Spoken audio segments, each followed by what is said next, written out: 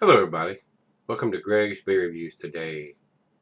Time to take that walk and go see what's in the fridge today.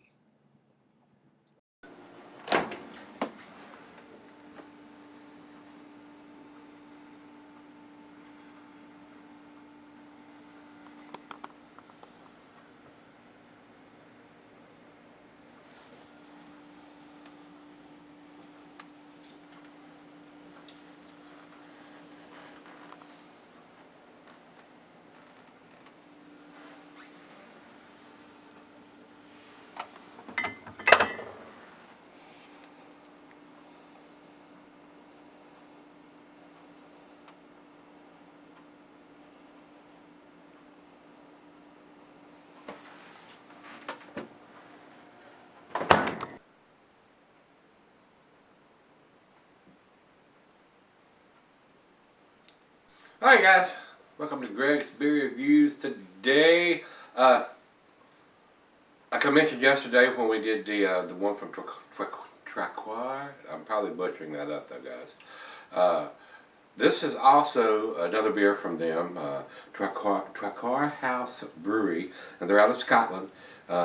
This is also a Scotch ale we heavy, but this one's a little stronger. This one's at 8% instead of the 7.2 one we did yesterday. And this one has a code L4105, and then it has a time of 19:27. So I don't know what that code means. If I was guessing on this particular code, I would think the 5 at the end of it would have been 2015, but I am not sure. I don't have any idea, guys. So it doesn't have anything on the label as far as any kind of dating. Says this is actually the same label on the back of this one that was on the one yesterday. This one also says best before June 2018. Well, we're just November of 2015, so I think we're under the wire there. This is Jacobite ale. Ale brewed with coriander and fermented in oak barrels. Product of Scotland. 500 milliliters. Same size bottle as yesterday. Nice big bottle. And a lot of people ask me, why have you done a beer from this country, or a beer from this country, or a beer from that country? Guys, imported beers are rather pricey. Not to say some of the American beers are rather pricey, but a lot of the imported stuff, because the transportation costs to get it from that country to this country and go through the distribution process of where it comes into the country, then getting it to the distributor here in Virginia, then getting it to the store. Everybody's getting their little chunk of change out of that. So a beer, say this beer in Scotland, I mean in American dollars, it may be $3 to $5. By the time everybody gets their grubby little hands on it during the shipping process and the distribution process, this beer could be $10 or $15 here in the United States. So another reason that I don't do a whole lot of imported beers, I try to get my hands on as many as I can afford to. But there are just so many American breweries coming out with so much different stuff now. A lot of times I just don't go into the imported section because the price tag on a lot of those beers are rather steep for a small bottle. So that's the reason. So I try to diversify and do as much as I can afford to do. So we've got, yesterday's was from Scotland and this one was from Scotland. I bought both of these at the same time. Matter of fact, to pick them up at the barrel chest, went out there and seen Martin and the guys out there and said, well, it's time for me to pick up something other than something made here in America. So I picked up these two. The one yesterday, their house ale, and this one, the Jacobite. So they're both wee heavies, and I do like that style. I don't drink a lot of wee heavies, but I do enjoy that style. So we're going to go ahead and get this one out of the fridge and get it into the glass tube today. So let's see what this one brings to the table. The commercial description on this is exactly what I read off the other one yesterday about the famous beer gates. This is an 8%er, like I said. I do not have the IBUs listed on either site here. So, and the food pairings are exactly the same for this one as it was for yesterday. Cheese is buttery brie gouda, Havarti Swiss, and meat is smoked meat and salmon. Glassware to pint backer, nonic tumbler, snifter tulip. My favorite glass. And this can be selling for long periods of time. So if you want to grab you up one or two of these and drink one now and drink the other one later, you can, or put it away. And they're saying to have it by 2016, is that what I said? 2018. That's for 2018. So that's several years down the road. And I'm thinking it's probably going to keep a little bit longer than that. They're just wanting you to enjoy it for best flavors by then. And I don't know, I'm not so sure that it's not a bad thing being only 8%. If it's a 10 or 12%er, I mean, my gosh, those beers are going to keep for 10, 15, even 20 years.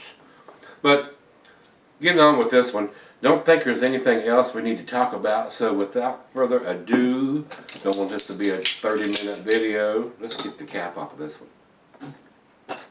A little bit of a head, not much.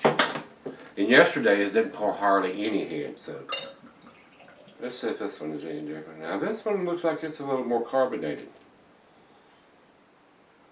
Very cola-esque color coming out, like a brown color, a light brown color. But once it gets into this big glass, now I poured it right straight down the center, guys. So about a little over a finger ahead, maybe a finger and a quarter of head on that. And just as yesterday's, it's a little clearer, more like a tea color in this thin part of the glass on the bottom. But the big bold part, I'm not getting a whole lot of light, guys. Not much at all. And this one seems to have a little more carbonation than yesterday's. But I poured it just a little bit different than yesterday. I poured it a little more aggressive since we didn't get hardly any head yesterday. Well, let's get a nose on this one, guys. It looks pretty good in the glass. Looks very typical of a wee heavy. A nice dark, rich, roasty red color, especially in the bottom part. Like I said, it looks like a tea color or a cola color in the bottom part and the thin part of the glass.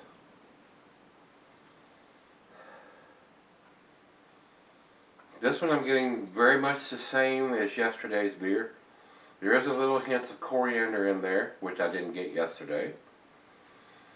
But this one is aged in barrels too, in oak barrels. So I'm sure as it warms up, that woody-esque vanilla flavors will come out a little bit more. Dark fruits are there, no doubt. Rich roasted malt. Doesn't smell quite as sweet as yesterday's. The caramel and the toffee is there. Not getting hardly any alcohol in the nose at all. I mean, it's very similar to yesterday's beer. So let's see what the taste brings to the table. Cheers.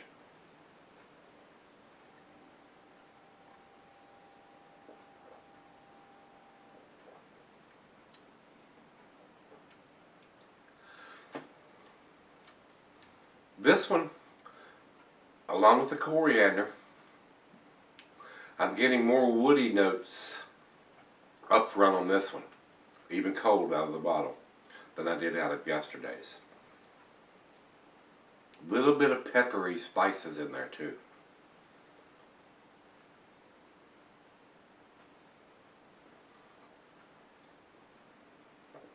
Very nice though. Very, very tasty. Very well made beers. These guys, I'm sure, have been brewing a very, very long time. Right on the front label here, it says 1745 to 1995, product of Scotland.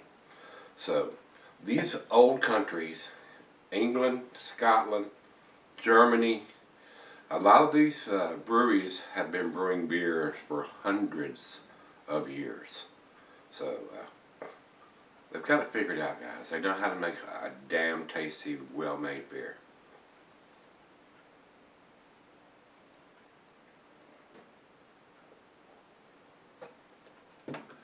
And this is probably a very easy to get your hands on beer in Scotland, and probably a fairly inexpensive beer compared to what it is here in the United States.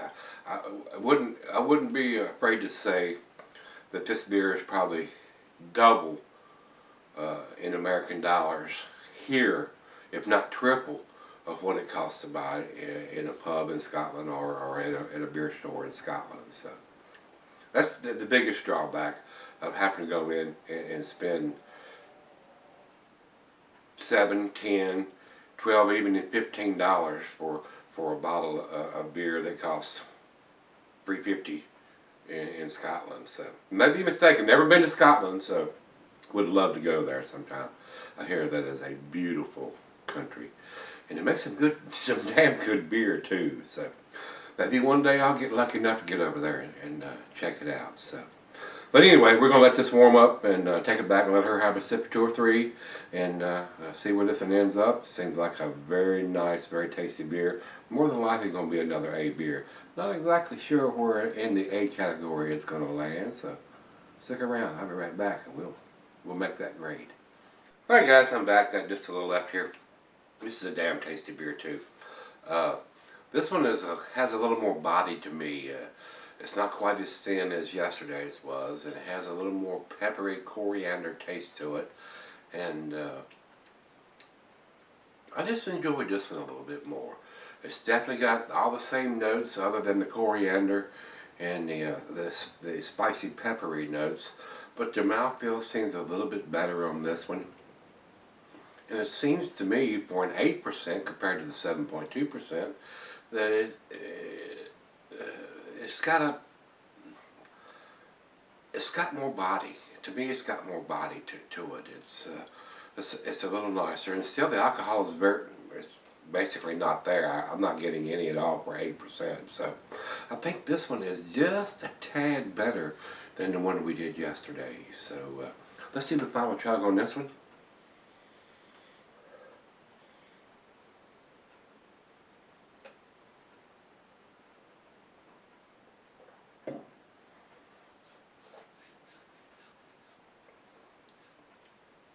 Wow,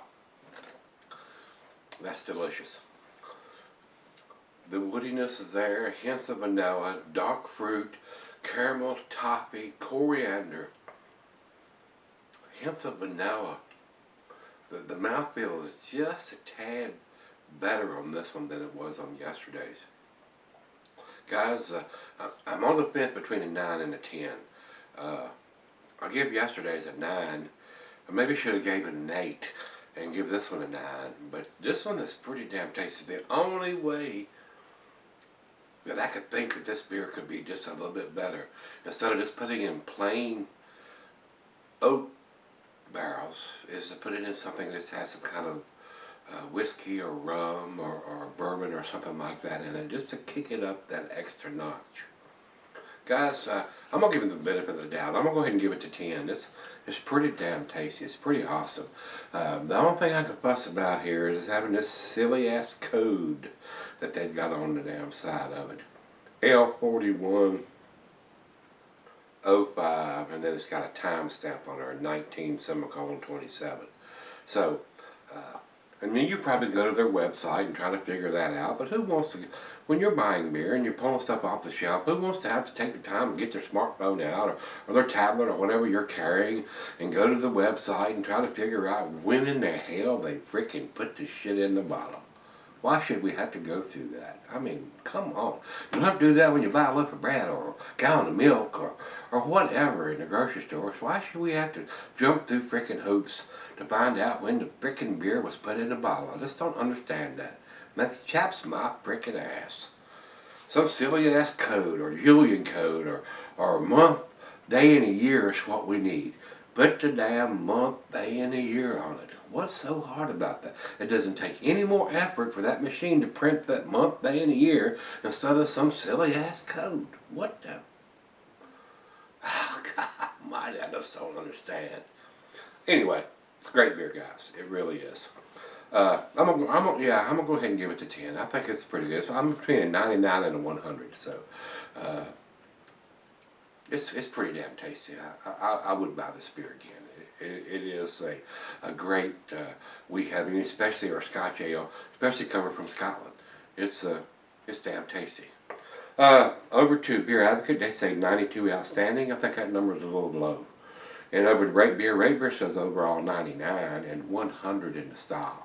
So pretty impressive numbers from those guys at Rate Beer. And I tend to lean more on their side usually than Beer Advocate, because Beer Advocate is pretty conservative. They are. So, with that being said, it's worth picking up. If you can get your hands on this Traquair Jacobite or Jacobite ale, let me know if you've had it. Let me know what you think if you had, and if you hadn't, pick it up. Give it a try. Alright guys, we're out of here. I'm going back tomorrow. Let's go see what's in the fridge. I think we're done with both of them that I bought from these guys from Scotland. So we'll dig something good out. I hope. See you then.